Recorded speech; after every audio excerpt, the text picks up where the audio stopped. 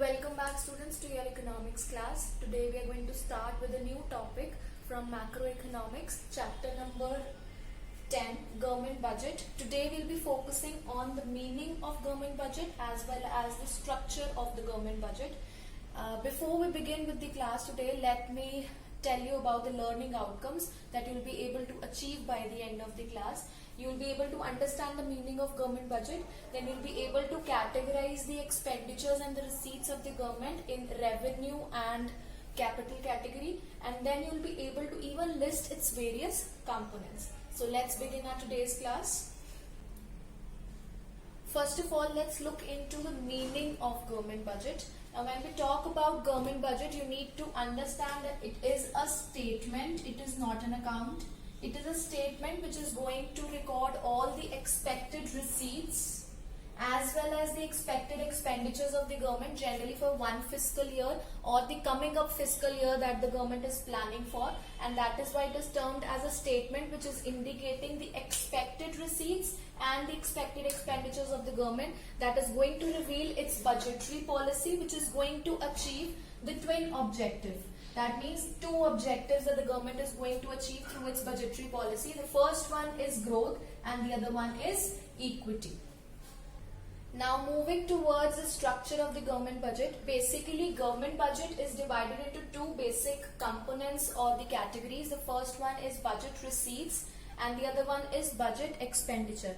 What are budget receipts? These are going to be referred to as the estimated money receipts that the government is expecting to receive from all its sources, and these can be further classified into two parts: revenue receipts and capital receipts.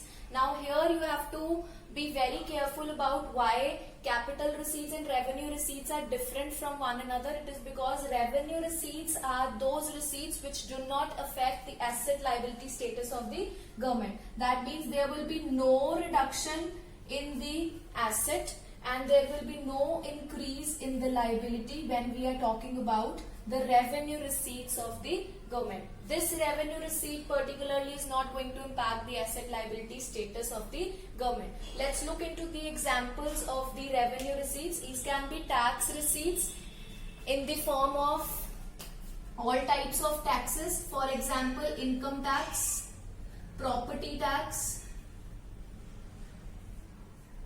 right? Then it can be corporate tax or GST. All these are the types of taxes which do not affect the asset liability status of the government. That means they do not reduce the asset and they do not increase the liability, and that is why they are going to be categorized under revenue receipts. The other type of revenue receipts are non-tax receipts. Non-tax receipts can be in the form of fines, penalties, escheat. It can be in the form of fees as well.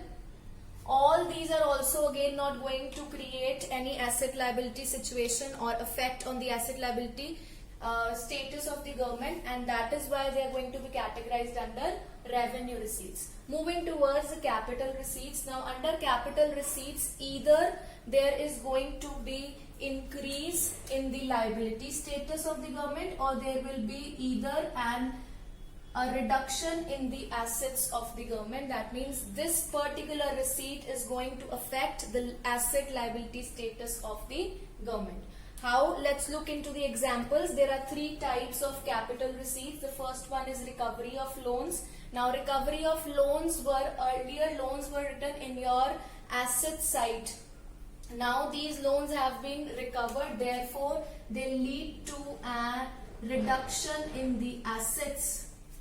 Recovery of loan leads to the reduction in the asset, and we have said that either a reduction in the asset or increase in the liability is going to be categorized under capital receipts. Therefore, reduction in the asset is going to be, because of the reduction in the asset, is going to be categorized under capital receipts. Moving towards the next example, that is disinvestment.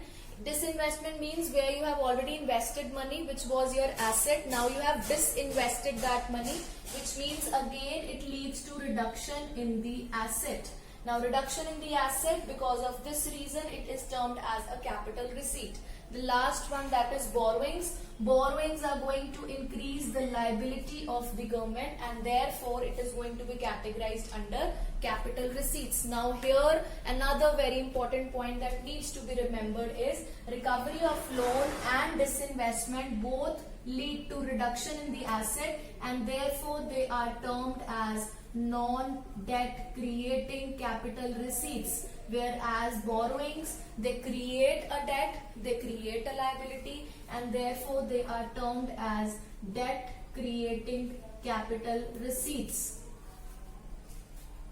So I repeat, revenue receipts and capital receipts. Revenue receipts are the ones which are not going to affect the asset liability status of the government. They can be tax receipts, they can be non-tax receipts. The other one is capital receipts, which is going to affect the asset liability status of the government. Either the assets are going to reduce or the liabilities are going to increase. These can be of three types. Recovery of loan and disinvestment, both termed as non-debt creating, whereas borrowings, they create liability and therefore they are debt creating capital receipts. Now moving towards the second main category of government budget, that is the budget expenditure. Now what are budget expenditure? It is going to be referred to as all the estimated expenditures of the government during a fiscal year. There are again two types of budget expenditures. The first one is revenue expenditure and the second one is capital expenditure. Let's talk about revenue expenditure first of all. Again, since the word revenue is here, you know that it is not going to affect the asset liability status of the government, and since expenditure is there, so there will be no increase in the asset and there will be no reduction in the liability in case of revenue expenditure. How? Let's look into the examples now. Wage bill, whenever government is going to pay wages to its employees, whenever it is going to make interest payments, whenever it is going to offer subsidies, whenever it is going to make certain defense purchases, these all will never lead to any effect on the asset liability status of the government, and therefore it does not lead to an increase in the asset or reduction in the liability. Now moving towards the second category of budget expenditure, capital expenditure. Now since the word capital is here, that means it is going to affect the asset liability status of the government. That means either there will be an increase in the asset or there will be a reduction in the liability. Now let's look into the examples again. Expenditure on land and building, which is going to increase the asset for the government. Expenditure on machinery and equipment, it is going to increase the asset of the government. Purchase of shares done by the government is going to increase the assets of the government.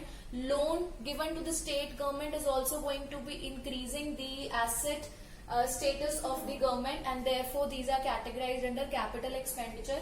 The last example is repayment of loan or borrowings. That means when we are repaying our loan, it is going to reduce our liability, and that is why it is categorized under capital expenditure.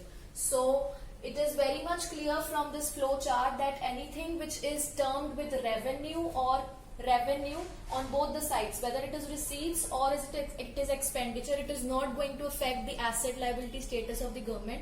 Whereas if anything which is inscribed with a word as capital, whether it is receipts or the expenditure, it is going to affect the asset liability status of the government.